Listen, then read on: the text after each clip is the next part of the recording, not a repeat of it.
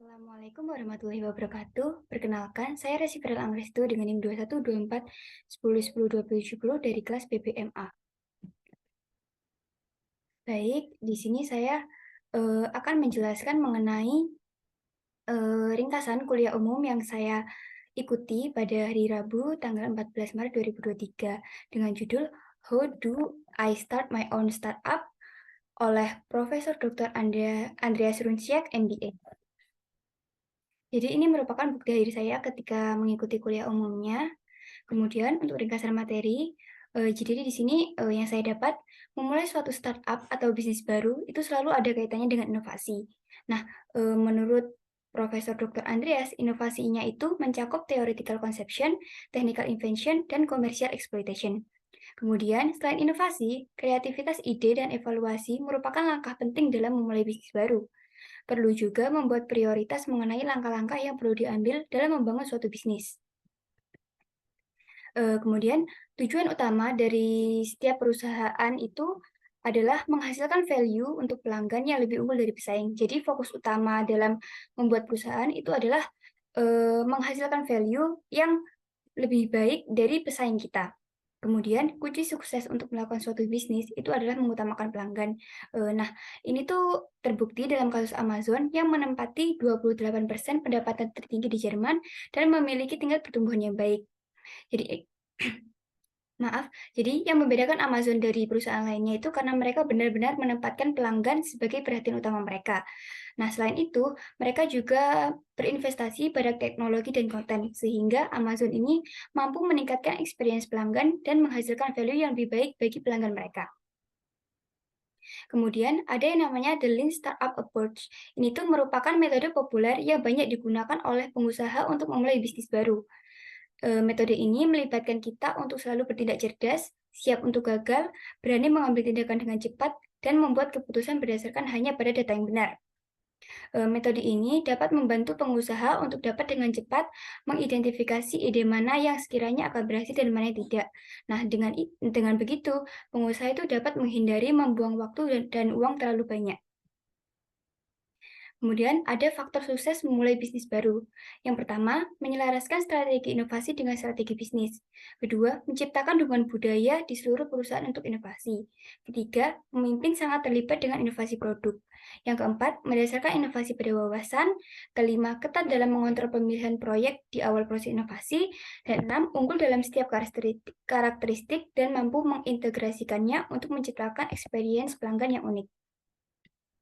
Kemudian ini ada 7 successful company menurut Profesor Dr. Andreas. Yang pertama, perusahaan itu harus mendengarkan pelanggan.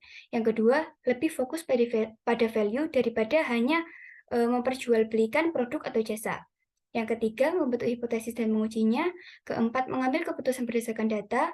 Kelima, menemukan proposisi nilai yang luar biasa dan membangun ekosistem. Keenam, fokuskan strategi pada kualitas, bukan harga, jadi fokusnya pada kualitas. Kemudian yang ketujuh, meningkatkan pendapatan sebelum meminimalkan biaya. Kemudian ada 5 kesalahan umum yang sering disesali oleh para pengusaha. Yang pertama, tidak mencari feedback atau umpan balik seperti kritik saran dari pelanggan. Padahal kritik saran dari pelanggan ini sangat membantu untuk evaluasi perusahaan ke depannya. Kedua, tidak mendengarkan pelanggan. Ketiga, memberi diskon terlalu tinggi. Nah, pemberian diskon terlalu tinggi ini biasanya akan membuat perusahaan susah untuk menghasilkan keuntungan jangka panjang. Kemudian yang keempat, menggunakan keluarga dan teman sebagai pelanggan utama. Banyak pengusaha yang menggunakan keluarga dan teman sebagai pelanggan utama, padahal bisa saja keluarga dan teman itu bukan pasar utama dari suatu perusahaan. Lalu yang kelima, tidak fokus untuk mendapatkan pelanggan berdasarkan pasar.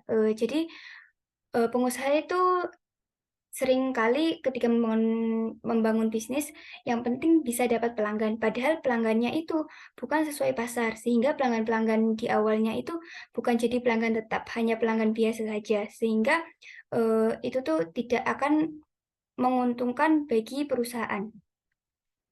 Jadi kesimpulannya, memulai bisnis atau startup itu membutuhkan inovasi, mengutamakan experience pelanggan, dan memberikan value yang membedakan bisnis kita dengan bisnis pesaing.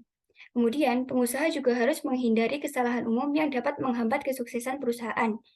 Dengan memprioritaskan experience pelanggan dan memberikan value yang baik, perusahaan dapat memperoleh keuntungan dan meningkatkan peluang keberhasilan. Nah, ini kemudian ide final project saya. Saya ingin membuat aplikasi yang berisi informasi mengenai fashion pakaian dari berbagai brand dan fashion yang sedang trendy.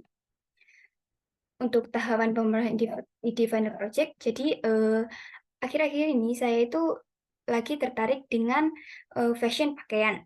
Untuk itu, saya menggambarkan diri saya sebagai seseorang yang sedang atau ingin membangun atau memulai bisnis di bidang fashion. Kemudian untuk mendukung bisnis saya itu, saya membuat aplikasi. Nah, seperti yang sudah dijelaskan tadi kan untuk membangun startup itu ada 3 poin, inovasi, mengutamakan experience, dan memberikan value. Nah, 3 poin ini saya terapkan untuk membuat aplikasinya. Jadi yang pertama inovasi, karena di pikiran saya aplikasi ini berbasis worldwide, jadi inovasinya itu ada pilihan negara. Jadi misal memilih Indonesia, maka nanti akan muncul fashion-fashion pakaian yang sedang tren di Indonesia dan akan muncul juga brand-brand yang asli Indonesia, buatan lokal. Kemudian yang kedua mengutamakan experience. Nah, saya ingin membuat aplikasi yang mudah digunakan dan dipahami. Selain itu, desain aplikasinya juga akan sesuai warna-warna fashion dan saya ingin membuat aplikasi yang nyaman agar pelanggan itu sering mengunjungi aplikasi ini.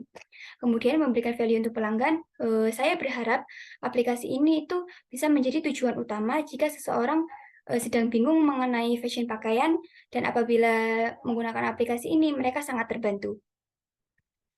Baik, segitu saja penjelasan mengenai ringkasan materi dan ide final project-nya.